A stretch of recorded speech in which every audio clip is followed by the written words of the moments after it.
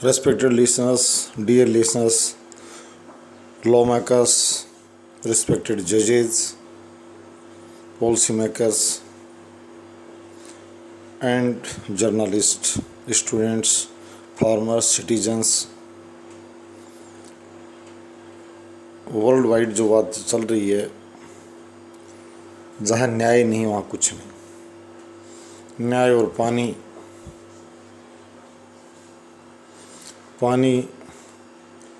शारीरिक रूप से जीने के लिए और न्याय मनोभावों के साथ जीने के लिए ज़रूरी है। अलग अलग देश अपनी न्याय प्रणाली का अध्ययन कर लें। पाकिस्तान में कैसी है, चीन में कैसी है, भारत में कैसी है, अमेरिका में कैसी है। आजकल ग्लोबल रिसर्च भी की जानी चाहिए बार बार, ताकि एक दूसरे कंपेरेटिव जजेस सिस्टम, जुडिशियल सिस्टम पर आज हम बात करेंगे। जब बात की जाए न्याय की, तो अदालतों में बैठे लॉयर्स और जजेस भी कहते हैं कि पाकिस्तान की न्याय व्यवस्था खस्ता हाल है, यानी उनको स्पष्ट पता है कि हमसे काफ़ी नीचे और गिरी हुई है। परंतु जो सऊदी अरब की बात है, तो यही मुँह छिपाते नजर आते हैं कि उतनी सशक्त हमारे यहाँ संभव नहीं है। वो कठोरता से दमन करने में विश्वास करते हैं, हमारे यहाँ लचीला दंड देना चाहते हैं। इसकी समग्रता साथ मैं रिसर्च पेपर के रूप में शेयर कर रहा हूँ, और स्टूडेंट्स और स्कॉलर से मैं ये भी कहना चाहता हूँ कि रिसर्च का सिर्फ और सिर्फ एक मतलब से 5 लाइन में की जाए, चाहे 500 लाइन में, 50,000 लाइन में, जिसका कम्युनिटी को लाभ हो। यहाँ भी मैं कहूँगा भारत में विशेष रूप से पॉलिटिकल इंटरफेरेंस के जो मामले हैं, राजनीतिक हस्तक्षेप के जो मामले हैं, जैसे कल तक शहबाज शरीफ का जो भाई है, पाकिस्तान प्रधानमंत्री नवाज शरीफ, अदालत गिरफ्तार करे परवेज मुशर्रफ, देश निकाला दे रखा है, और मरियम शरीफ इनकी जो बेटी है, नवाज के उतरते पाकिस्तान पुलिस ने ये एक दूसरे पर पूरी ये लोकतांत्रिक व्यवस्था में ज़्यादा है बल्कि राजतंत्रात्मक से, कि विरोधियों पर इस तरह के आरोप कहें या अपराध कहें, वैसे मैं ये भी कह सकता हूँ कि प्रामाणिकता के साथ भी लगा रहे होंगे, ये चलता रहता है। ये बड़े स्तर की बात है कि उसने इतने रक्षा शोधों इतने खा लिए, ट्रकी सी या इतने खा लिए, ये मामला चलता रहेगा। आर्थिक अपराध को आर्थिक ढंग से निपटाया जाए, हालांकि वो भी राष्ट्रीय संपदा दुरुपयोग है, उसका निपटान अलग तरीके से किया जाए। परंतु जहाँ तक 376 और 302 यानी हत्या और बलात्कार के जो मामले हैं, उनमें अपराधी एक भी बाहर जाता तो न्याय व्यवस्था के मुंह पर कलंक है। मैं ये भारत के प्रधान न्यायाधीश महोदय से कह रहा हूँ, ग्लोबल की बात हम बाद में करेंगे। यदि एक भी बाहर जा रहा है, ये कहते हुए अदालत बाहर भेज रही है कि प्रमाण नहीं जुटाए जा सके, इसका मतलब पुलिस प्रणाली विफल है। और आज इस विज्ञान के दौर में साइबर क्राइम तक जो कंट्रोल करना पुलिस सीख चुकी है, जिसको महारत हासिल है, मैं उसमें ये भी कहूँगा कि इन दोनों अपराधों के लिए फास्ट ट्रैक यानी एक संसद कानून बनाए, बहुत कानून बनाए, इस पर भी कानून बना ले कि उनका निपटान कितने दिन में तय किया जाना है।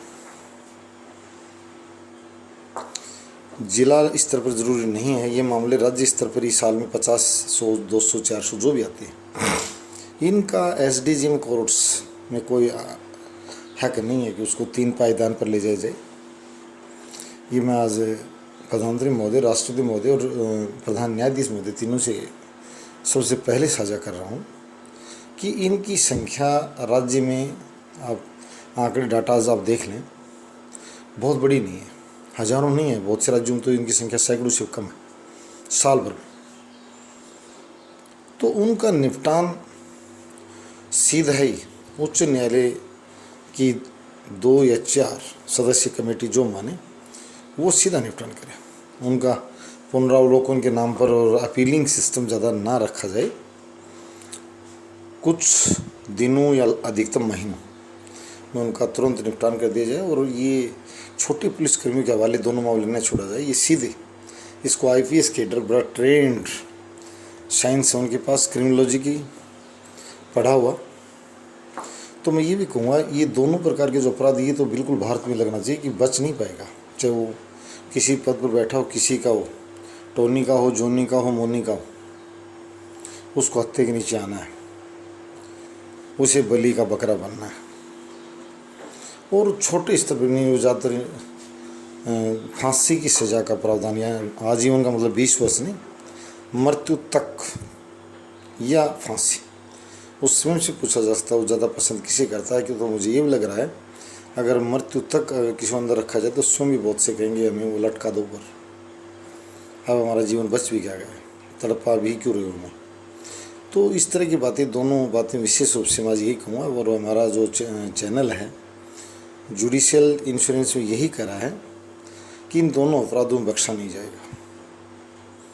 CM PM AM GM किसी का बेटा हो, बेटी हो, स्वयं हो, बलि का बकरा बनवा कर मानेंगे। तो मैं आज यही कहूँगा कि संसद में चर्चा कर लिया लॉ मेकर से भी, और इन दोनों अपराधों में, और प्रधान न्यायाधीश महोदय से कहूँगा कि आप जब भी कहें हमारा रिसर्च स्कॉलर्स का जो जत्था है वो आपके पास अपने खर्चे पर आप 100 बार बुलाएंगे तो 100 बार भी आएंगे। और जोर जोर से गाल बजाने वाले पत्रकारों से मैं कहूँ, और महिला पत्रकारों से विशेष रूप से, कि वो हमारे साथ आ जाए। और बातें बाद में चलती रहेंगी। सबसे अधिक अगर जर्नलिज्म को ज़रूरत है तो 376 के मामलों लोगों को बहुत ज़रूरी है कि जेल के अंदर डालें या उनको फांसी के फंदे पर लटकाएं। इसके लिए महिला पत्रकार और महिला जो राजनेता हैं, लॉ मेकर्स का जो हिस्सा है, जुडिशियल सिस्टम हिस्सा है, वो विशेष रूप से इस रिसर्च में और भी बढ़कर भाग लें।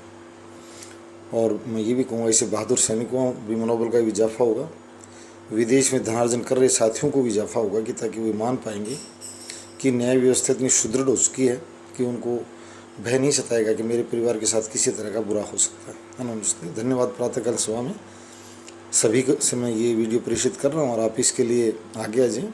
चैनल ने अपने 2 मुख्यालय बताए हैं, टाटा वेल होम्स बहादुरगढ़, और दूसरा बताया है ग्राम पंचायत कुआड़वास, जिला झुंझुनू, राजस्थान। दिल्ली के नज़दीक और दिल्ली से दूर भी 2 हेडक्वार्टर्स हैं।